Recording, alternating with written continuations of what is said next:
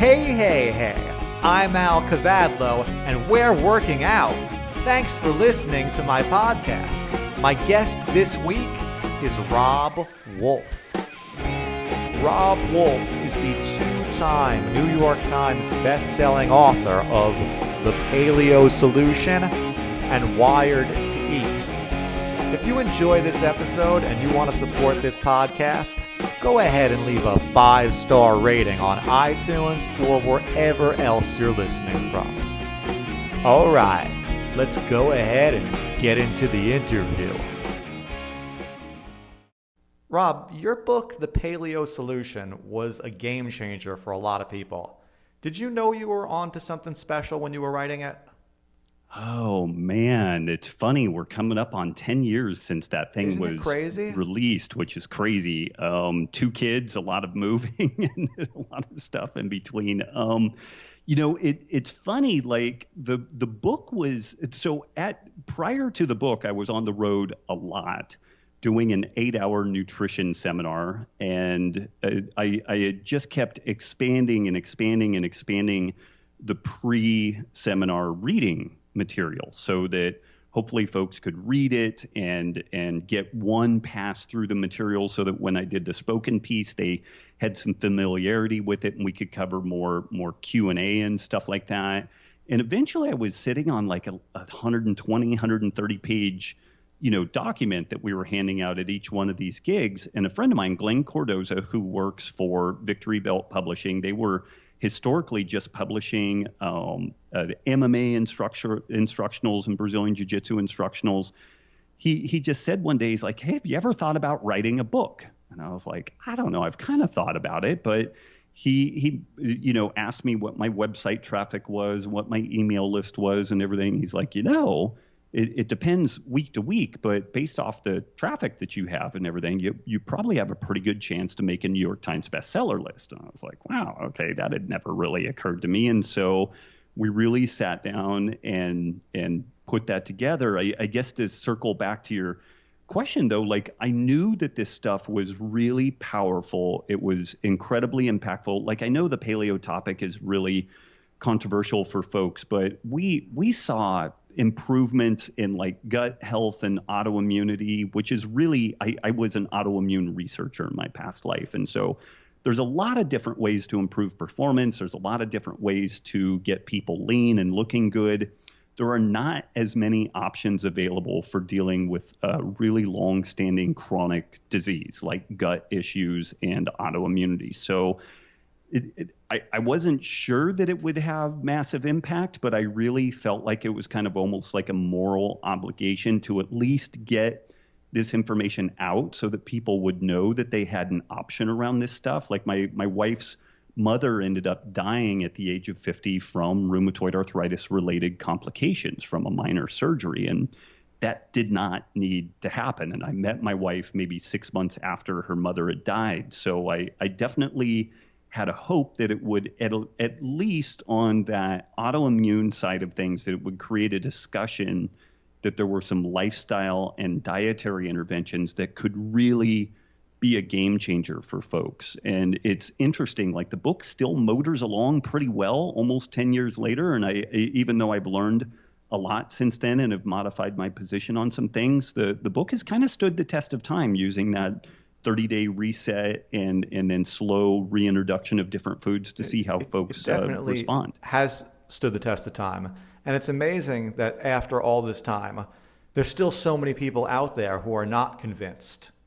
And I think part of what makes that book so good is you're not really trying so hard to convince people. You're just telling your story and telling a story of a lot of people who you know and who you've worked with and how it's worked for them. And part of what appeals to me about your whole style and it's just you say, look, here's what's happened for me. Try it.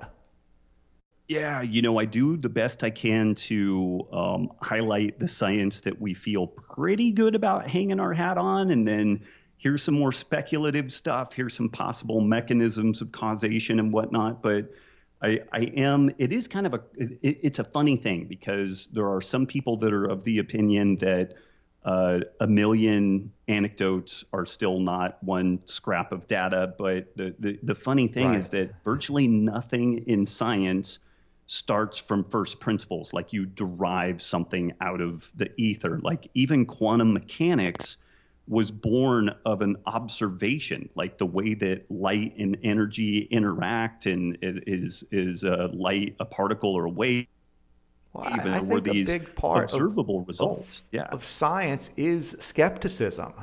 And Hmm. that's what Hmm. makes you so good at what you do is you're constantly asking questions. And I feel like there's too many people who want to use science to stop questioning things. Like, look, here's some science, Yeah. so stop questioning it.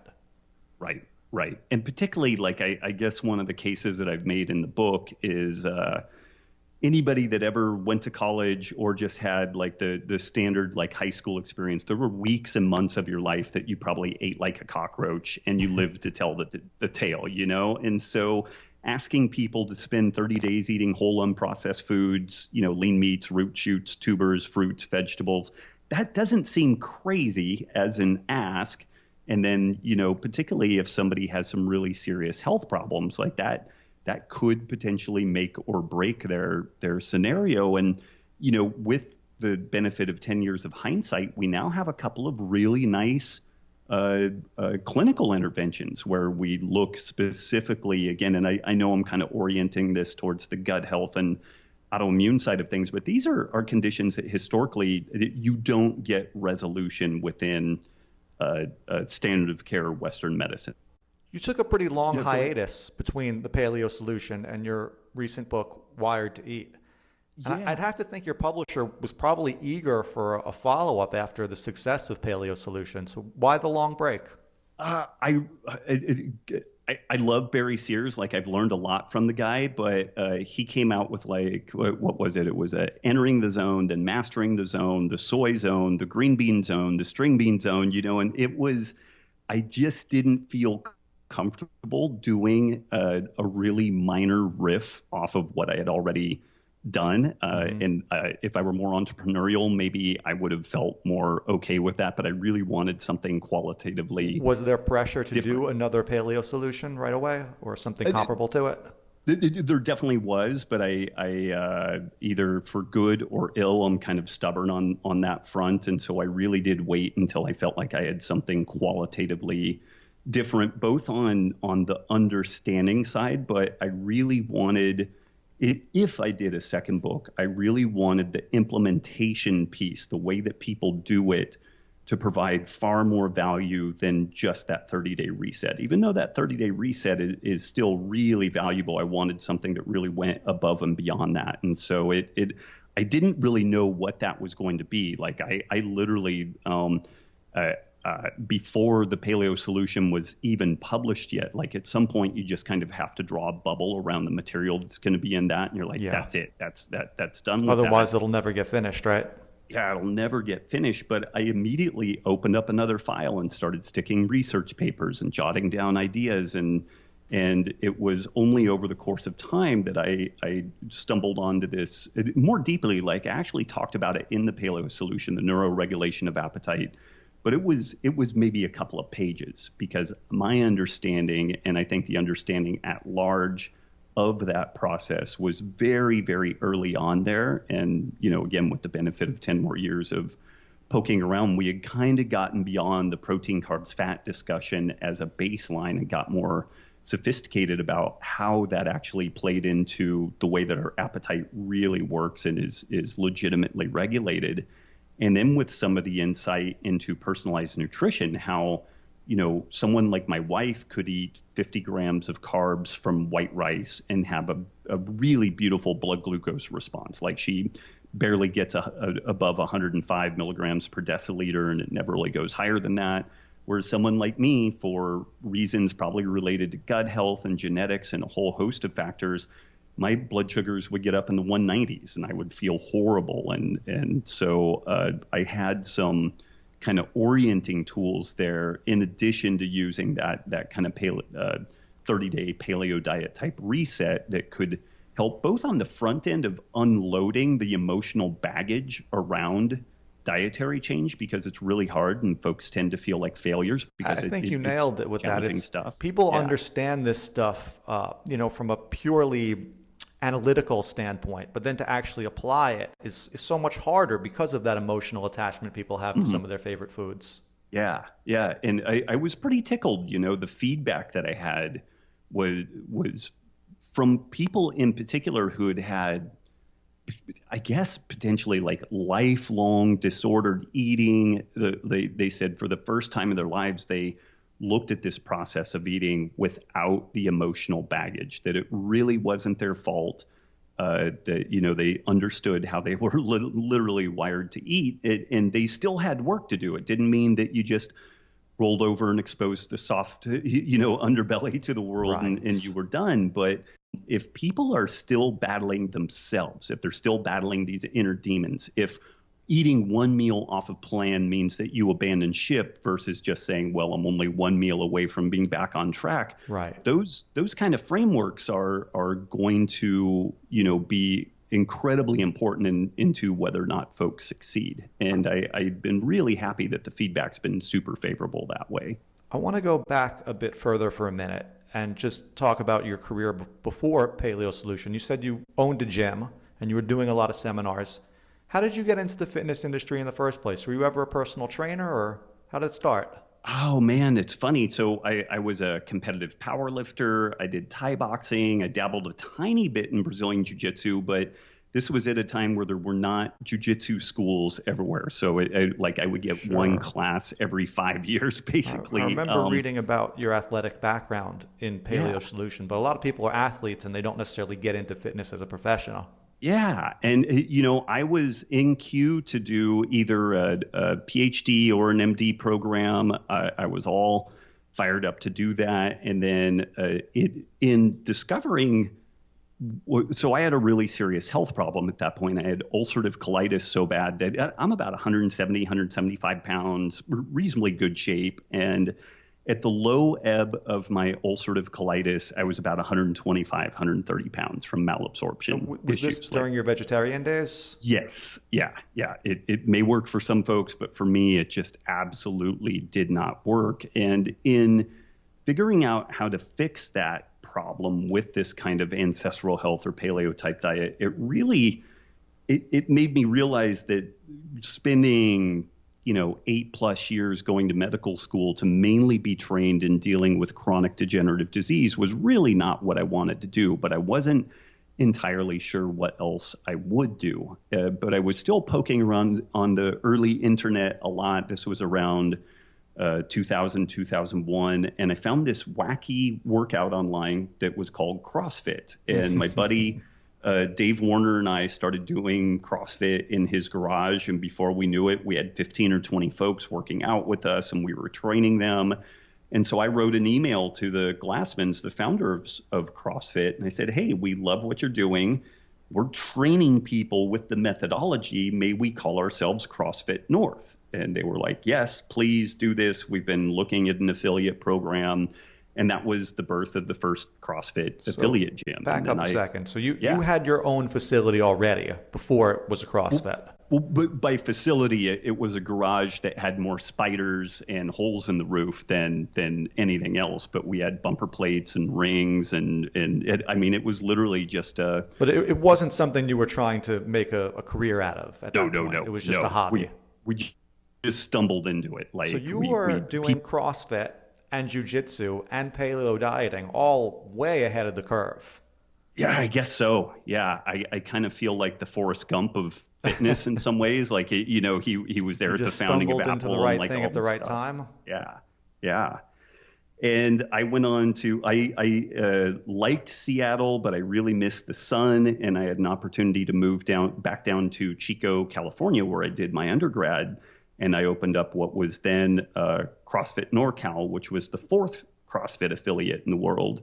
And I worked for HQ for a number of years, both on their level 1 team and also with the nutrition material. And so that's kind of where all of this stuff started. But in my mind, the type of, quote, medicine that I wanted to practice was around physical culture, sleep, movement, building community. That was my jam. And so I was very fortunate, kind of right place, right time. And then a decent skill set to be able to plug into that and then move forward with it. Wow. So do you credit CrossFit for a lot of your early success and popularity? Oh, for sure. For sure. Yeah. I mean, I was pretty active over on the Dragon Door forums prior to CrossFit. I was into the kettlebell scene, pretty hot and heavy, and that clearly had its own impact on the world. But love or hate CrossFit, we kind of have to acknowledge it. It changed the world of fitness. Absolutely. You can barely go into any type of facility these days. More for the better than for the worse. Yeah, for sure. I mean, if more people can climb ropes and play with rings and have access to kettlebells and bumper plates, and I think that's a better world. And I think over the course of time, people have figured out that the really unfortunate thing for me around CrossFit, what drew me to it initially was Coach Glassman's a brilliant guy, and he's really a student of economics, and he had figured out this minimum effective dose, really massive return on investment. They would brag about how little you had to do in the gym to be effective at doing things elsewhere. Mm-hmm. And then as CrossFit grew and it became the sport of fitness, instead of figuring out what was the minimum you could do to be effective at the rest of your life, it became how much work can you do in these workouts without dying? And, sort of the opposite of what it started out as. Exactly. Yeah, and it honestly became kind of a contagion and a poison, in my opinion, for the brick and mortar gym owner, because folks wanted to start emulating these games athletes. Yeah. And we saw a similar process when we would work with cyclists. They would look at the training schedules of like Tour de France riders and stuff. And it's like, dude, you're not on drugs, right? And you have a desk job, and you don't have the genetics. So you shouldn't be doing anything like these guys. Elite level athletes, they're training to win. They're not training for health. They're not training for longevity. So it's a completely different paradigm. Yeah. And so that it definitely, getting back to your original question though, like if you were to overlay like a Google Trends analysis and put in CrossFit and then put in paleo diet, those things lived and died in absolute lockstep with each other. Yeah. So you had a falling out with the CrossFit people. And, it goes back to what I was saying before about how you're always questioning things. I sometimes don't know when to keep my mouth shut, for sure. Do you think that was a big turning point in your career? It definitely was, because as awesome as CrossFit is, at some point they kind of drew a bubble around what CrossFit was, and they didn't allow any information, any kind of epistemology that wasn't part of their just original core material. There was a time when they really gave heavy credit to some well-known interval training coaches and people like Westside Barbell and stuff like that. But I think when they started becoming very IP protection centric, right, and they kind of drew this bubble around the whole thing, and nothing good happens when you write complex material into stone tablets and turn it into religious doctrine, and that was kind of where if anybody was going to innovate, they might use CrossFit as kind of an operating system kernel, but they were going to innovate on top of that, not within it, because the powers that be really weren't supporting that. They weren't fostering that. And again, there may have actually been good business reasons for that. I could argue it both ways. I think a more open source model, which is what they talked about originally, could have ultimately been better. But there definitely became a bit of a paranoia around controlling all of the messaging and who would ultimately be the arbiters of truth within that scene. Yeah. Mm-hmm. Well, like you said, you've consistently been a somewhat controversial voice in the fitness community, and I like that about you. Oh, thank you. Thanks. Sometimes I wish I would just keep my mouth shut. It would make things easier, but I have a tough time doing that. Well, I think that's something that you and I share is we can't go along with something we don't really believe in. Right. And right. As much as that might prevent you from taking advantage of certain financial opportunities. At the end of the day, I feel like I couldn't live with myself if I didn't feel good about how I was spending my time and what I was doing. Right. Well, and not to, and it's not even dirty laundry at this point, I guess. Like Coach Glassman and I text several times a week now, like we've largely mended fences. I think we both realized that we work much better working in parallel versus me working for them. Like we're working towards the same ultimate goals, and it's better to just keep it like that. And we get a chance to hang out every once in a while, so that's good. But we figured out very early in our brick and mortar gym that just running that group fitness model was going to be ultimately a failure. You needed to get at least 50% of your revenue from one-on-one and small group coaching. And although CrossFit gave a little bit of airplay to that, that really wasn't part of the core ethos. Like they really emphasized that group fitness model. And there's just a lot of challenging features to that. Like running a brick and mortar gym is hard under the best of circumstances. But if you're going to exclusively rely on a super high churn group fitness model, it's going to be tough over the long haul. And so we were held up as an example of success. Our gym was comparatively quite successful. Our trainers were paid and incentivized really well. They had a 401k, they had some vacation, and you can only do that stuff if there's a decent profit margin, which is, again, it's hard to do in a service-based business. So we were held up as an example of success, but yet we weren't really doing things the way that people were interpreting, HQ suggesting. Need a and lot this of is where young trainers and people who want to open their own gyms who really underestimate how difficult the business is. Yeah, I mean, I would be crystal clear about what you're up to. Like, if you just like working out, don't open a gym, because once you open a gym, the days of PRs and good physicality are gone. It's kind of like becoming a parent. Like you can still do things for yourself as a parent, but at the end of the day, it's now about another human being or other human beings, and they come first. And when you have a brick and mortar facility, what you find oftentimes is you need to join somebody else's gym to be able to work out, because you'll never get a workout done at your gym because somebody will have a question, and there will be some fire that needs putting out or something like that. And so the people that really seem to do well over the long haul running a gym, they love community, and they really, really thrive on the process of helping people improve.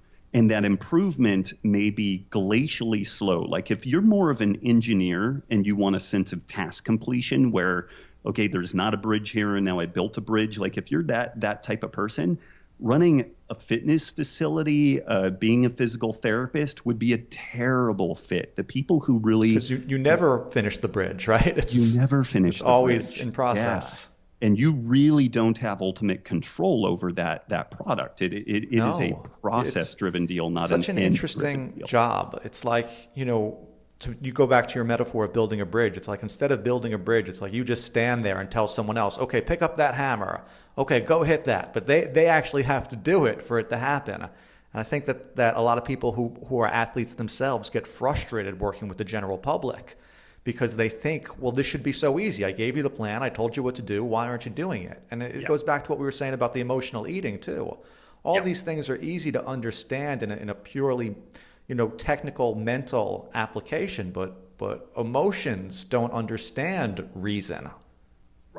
Right. And that's where you have to just be signed up on the process of being with people. And that's just in the gym part. Then there's this whole thing. Right, you've got a store also. Yeah, I mean, marketing and online presence. Although I think that's gone kind of crazy. Like if you run a brick and mortar facility, there was a time where different gyms created a certain amount of cachet globally or nationally because of the material they put out. But then you're really not focusing on your folks at home. And so I'm seeing a shift away from social media and more interestingly back towards more like forums and stuff like that, where they keep their tribe kind of insulated from the insanity of social media and whatnot. Well, the thing but with social media is, if you have a gym and it's just in one town, it doesn't matter if you reach the whole world. You need to reach people locally. No. Yeah, you're really diluting your efforts in that regard. You could have 500,000 followers on Instagram, but if most of them don't live close enough to your facility, it doesn't do you much good. Right. Yeah. So yeah, I mean, running the brick and mortar facility is no joke. Like I could make the case that finding something that has kind of even a not super robust, but some sort of a turnkey operation where people have vetted business systems, you know how to answer the phone, you know what the pricing is, you've got systems in place. What we saw was that everybody who started a gym did exactly the same mistakes that we did. And because of the environment, it was difficult to share that knowledge. And there's all kinds of reasons why. We could do like a backstory of CrossFit show sometime if you want to. But it's the long and short of it, though, is just that innovation didn't happen with idiots opening gyms. It was just a never-ending train. And by idiots, I mean people exactly like myself. I had no idea what I was doing in the beginning. It was just a never-ending train. But you paid attention to the process and you figured some things out.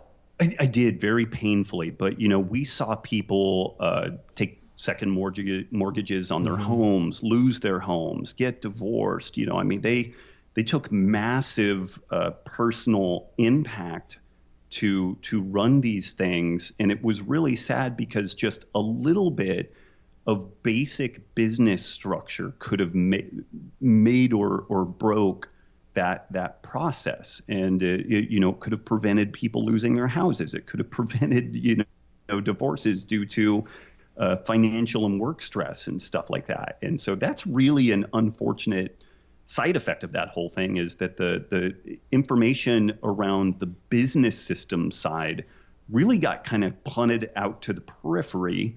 And then it became, people like James Fitzgerald with OPEX and stuff like that. Like, they offer great training as an educational process, but they also have phenomenal business systems. And think people like Mark Repito are offering, some business system based turnkey type stuff. And the folks that do those, like, you're going to work your ass off, but you could make a decent living doing that and really have an amazing impact on the community of folks that you grow there. So it's very worthwhile work, in my opinion, if you're the right fit for it. I hear a lot of trainers say things like, oh, but I don't want to be a salesman. I don't want to be a businessman. It's like, well, then you're not prepared to be a trainer. You're not prepared to work in this industry. And I think it's a very or you naive go work for someone else. Attitude. But even then, you're going to have a bastard of a time, because there's just kind of and here's something really quickly to kind of, put under that. If somebody is overweight and they have health problems and they have low self-esteem, and so their life sucks, are you doing them a favor by helping them transform their life? And is that worth some money? Yeah, right. And I would say it is. Like, you could absolutely change their life. And so that's worth some money. That's worth some sale. Exactly. Selling, homeowners insurance is not the most glamorous thing in the world. But if your house burns down, it's a really important thing to have. Well, you and me are on the same page. I always feel like personal training or my services or my books or my programs are the easiest things for me to sell, because I really think they're good and I really think they're going to help people. And when I meet young trainers and they say to me, like, I don't want to be a salesman, and it's exactly what you said. It's like, well, don't you think you can help people? Don't you think you should tell them you can help them? Because they might not ask you if you don't approach them. Yeah. And at the same time, deliver the goods. Like, well, right, of course. Refine your skill set. You actually have to be good also. But it's not enough just to be good at the know-how of it. You have to be good at the business of it too. And that's part of why I'm really enjoying this conversation and enjoying the conversations I've been having with people in general on this podcast, because I really feel like there's this facade about the fitness industry that people outside of it see it as being much more glamorous than it really is, and see it as being this thing where, people just wave a magic wand and, like, poof, you're traveling the world doing workshops, training people, coaching athletes, and it's just there's a lot more to it than that. Yeah. Yeah. And, traveling the world is great until you've had It's brutal too. 5 upper respiratory infections in a year.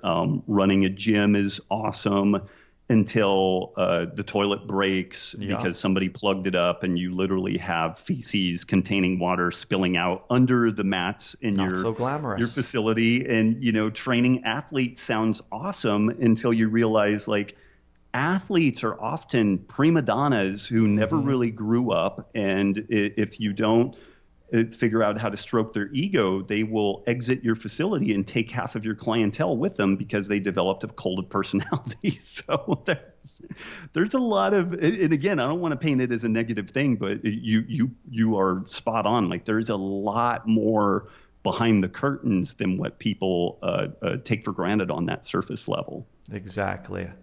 So something else I wanted to get into you about while I've got you is your political discussions on social media. Do you think that you've alienated some of your followers by talking about politics? Absolutely, and I've done better and worse jobs of trying to articulate why I'm bringing up a particular topic. I think you're always very diplomatic and, like I said, very scientific, and it comes from a place of questioning things. But again, it's another one of those places where people get so emotionally attached to their beliefs. And it's interesting. I may look back 20 years from now and say, oh, that was career suicide, or no, that really was the right thing to do. I've tried to keep all of this discussion constrained within kind of regenerative ag, food policy, and healthcare.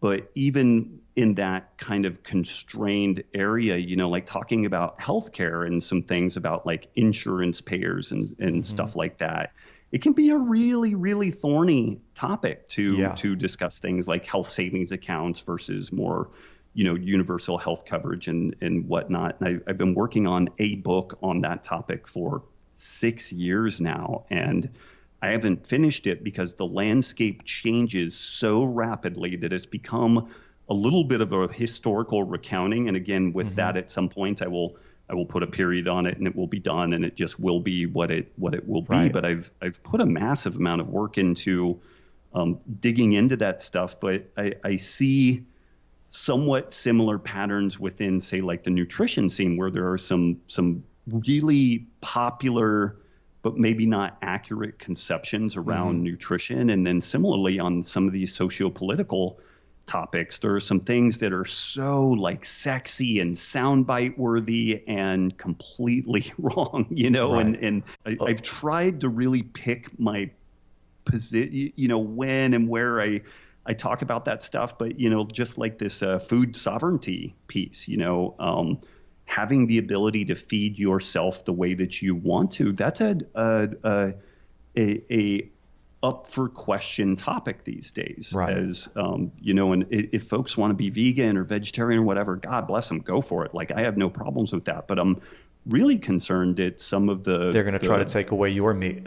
Yeah, and that sounds crazy, but there is a well-established documentation that these folks want to make animal husbandry illegal. They want to tax meat and animal products itself, which ironically, the only people that would negatively affect are the poor and more minorities, who are already disproportionately negatively impacted from poor nutrition. And so middle class and wealthier people would continue consuming meat and animal products. And when you look at, say, child development, the access to animal products is one of the biggest determinants whether or not the child is going to thrive or not. And so there's a lot to unpack in that stuff. But the bugger is that people have these really nice elevator pitch soundbite pieces that sound really compelling and seem pretty credible.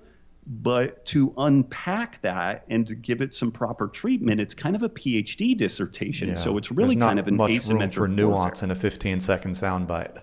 No. So that's where I don't know if it's been worthwhile digging into that stuff or not. But I feel like it's one of these things that again, I just feel really strongly that again, trying to be kind to people, trying to meet them where they are, but also trying to get them to think about stuff. And even though I know that a lot of people have gotten angry with me and have ceased following my material and stuff like that, there are a lot of other people that have said, you really changed my mind on this thing, and I think about it differently, or at a minimum. Probably some who are really interested in that book you're working on because of it. Yeah. So I think you identify as libertarian politically. Is that correct? Small L libertarian. Like, I'm not the crazy guy that, or I won't even say crazy guy. Like, that's a pejorative here. I am not the libertarian that thinks that we should have no governance, that it should be like pure anarchy. But you do put a lot of responsibility on the individual. I do. Like, and I'm not against social welfare programs, but I'm really nervous about the potential that they could turn into a multi-generational trap. Like, I broke out of that. My family was a product of that stuff. And so, like, a good example of this is that, people are very concerned about healthcare and, how healthcare is going to be paid for and whatnot. And in Singapore, it's interesting. They have a reasonably large population, but is a massively diverse population. They have people from all over the world, different cultures, different religions, all living together. And so the way that they handle their healthcare system is using this process called health savings accounts, where the people who have jobs and make money, they put pre-tax dollars into a health savings account plan.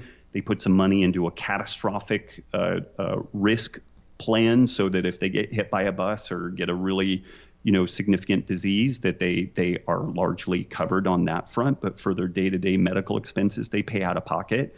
And for people who are poor or older or, just not significant financial means, the government puts money into an account that they then are responsible for how they use it in their medical care. And some of these folks opt for group care, which is much less expensive and ironically very effective, because you're going, like, if you need diabetes management, it's crystal clear that group medicine works better in that scenario than one-on-one medicine.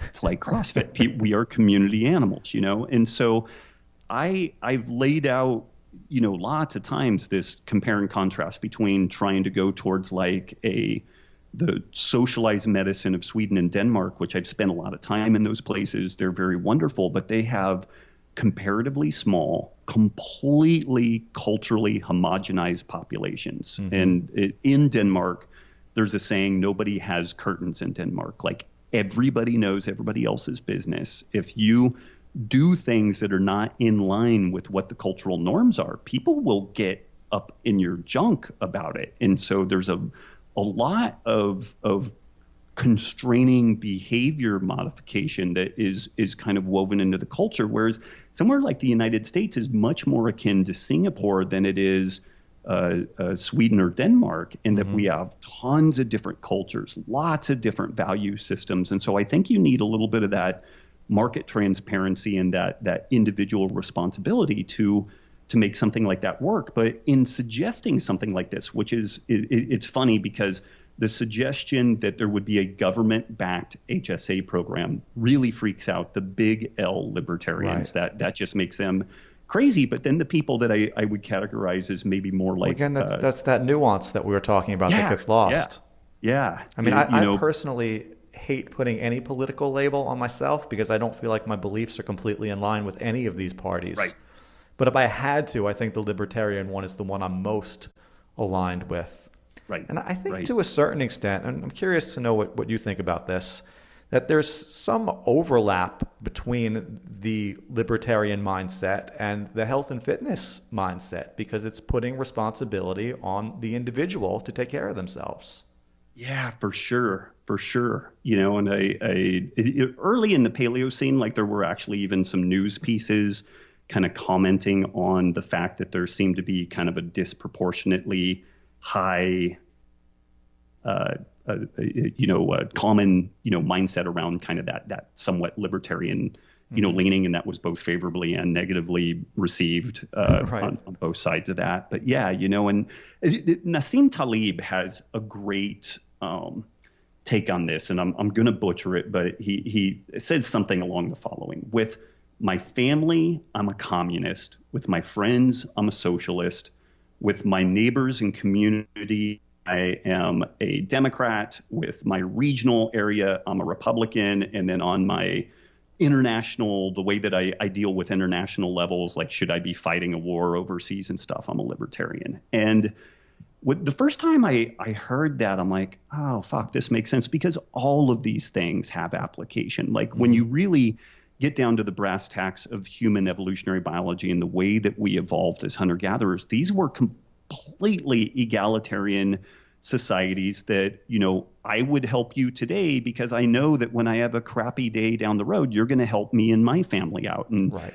There's argument that just the ability to do calculus is an artifact of understanding the social capital that we owe and is owed to us via our extended network. So to draw a complete line around any of this stuff is kind of goofy. But, it's funny. I think about Amish communities. They're very entrepreneurial. Mm-hmm. They're very personal accountability. But what's the quintessential Amish process? The barn raising, where the whole community gets together and helps people raise a barn, because they individually wouldn't be able to build that structure or do that process. But because everybody invests in them, the whole community benefits. And then if any one other individual needs help or a house burns down or something like that, they know that because of the work that they did there, it's going to have some knock-on benefits. And ironically, helping the community is a selfish thing. It totally is. It totally is. Yeah. Yeah. Because if your community's better, your life is better. So this is where it's nuanced. It's not as clear as you have to be all responsible for yourself, or as clear as we have to all take care of each other. There's room for both of those things. And at a certain point, I think that sometimes the most compassionate thing you can do for somebody is force them to have to take care of themselves, is to not enable them. Because holy smokes, what an empower. Now, having a little safety, this is kind of the way I try to tackle my kids. Like if they're up to something that could be an ER visit or potential fatality, I'm like, we're not going to sign off on this. But if it's more just like a low level ER visit or, like a good learning experience, then we kind of have to let them go, because even if they fail, you can't make them do anything. They got to learn for themselves, right? Yeah, they have to learn for themselves. And there's so much empowerment with struggle. Like if you struggle through something, that is something that no one can ever take away with you.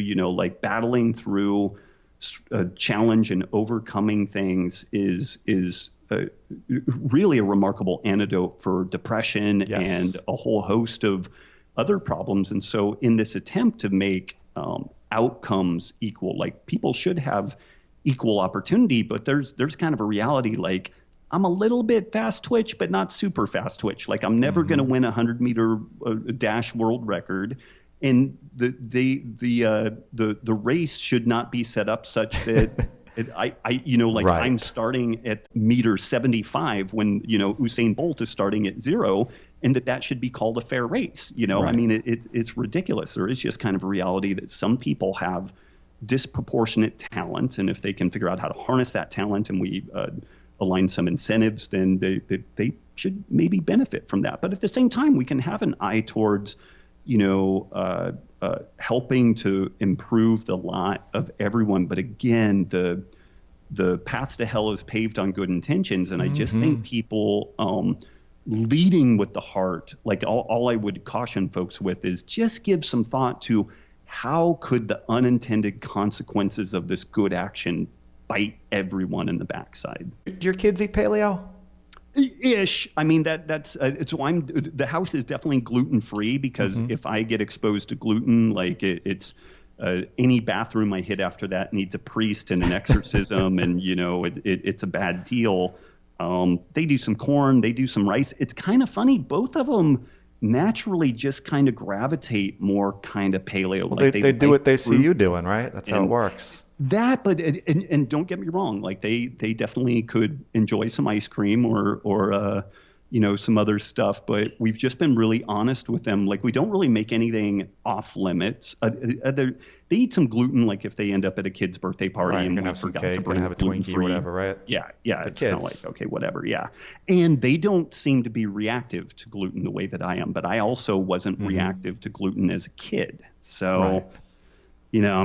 I'm back and forth on that. But, I mean, they generally, the way that we handle it is they need to motor through whatever hunk of protein is on their plate, eat a little bit of vegetable matter, whether that's from fruit, or we've actually discovered a couple of different kind of like salads and greens that if the right dressing is on them, they will smash that stuff. And then after that, it's kind of kick your heels up and go for whatever. Yeah. So we use the speed bump method. You've got to get through the good stuff to get to the really good stuff. Yeah. You got to earn it.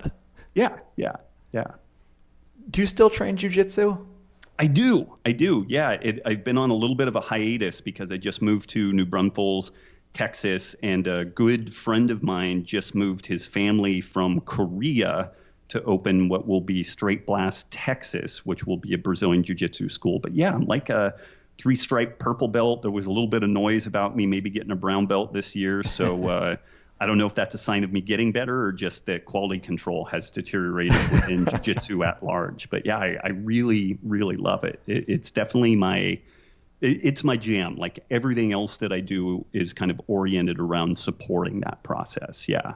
Do you meet people through jiu-jitsu sometime who are fans of your writing and they're surprised to see you in a different context? Yeah. It's kind of cool pretty frequently. Like I tend to follow a couple of different folks like Henry Akins, and I will show up at their camps. And usually there's at least a couple of folks that have followed my work for some You hear people period. kind of whispering, like, is that Robb Wolf over there? They'll come up and introduce themselves. and yeah, it's cool. It's very, very, very cool when that happens.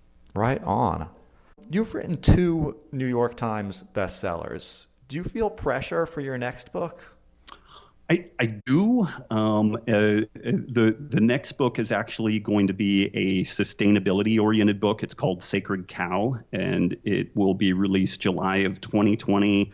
I'm co-authoring that with Diana Rogers, and it's you asked about kind of this my attempts at kind of throwing out maybe some socio-political education as it relates to health and everything. This is kind of one of the I guess the foundational pieces is looking at the environmental, ethical, and health considerations of a meat-inclusive diet and food system. And these are really thorny topics, but they're quite important. But who knows? Maybe this thing ends up being a wildly successful, financial endeavor. But this thing was honestly like kind of a passion project because folks have a lot of questions and a lot of misinformation, and not to say that we are inherently right in any of this stuff. Like I just ask folks to give it a good look and then assess it, try to punch some holes in it, but at least give the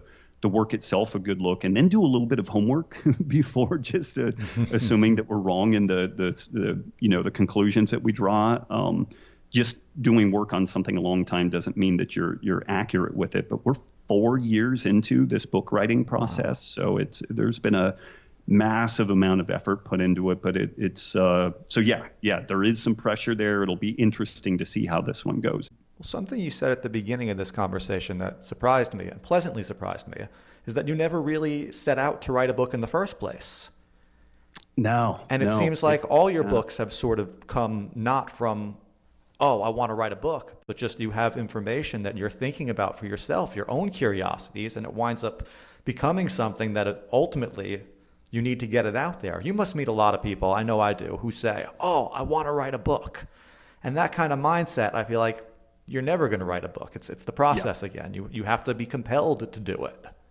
Yeah, that's a really good point. And I've never really thought about it in those terms. But each one of the books that I've written or been working on, I've seen, and again, I could be nuts. I could be so delusional. Oh, you definitely are. We all are. But the fact that you even acknowledge that possibility makes you a little bit more objective than most people. Well, thank you. But just with that caveat in there, maybe I'm delusional about this stuff, but still, when I see So like on this sustainability piece, there's a real powerful push with the notion that animal husbandry, livestock, animals that eat grass are going to destroy the environment, going to, accelerate climate change and all this stuff.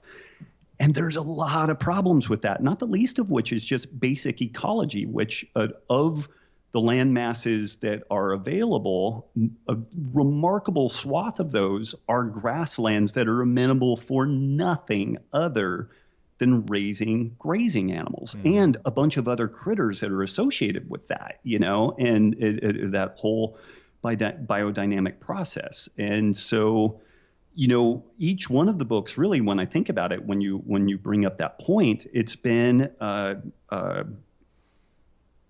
an educational opportunity, I guess, is what I would put, where I'm hoping to change the worldview that folks have. With the Paleo Solution, it was, hey, this paleo or ancestral diet template could be really valuable, particularly if you have gut issues or autoimmune disease. Wire D was valuable because your desire to eat everything that's not nailed down is good evolutionary wiring.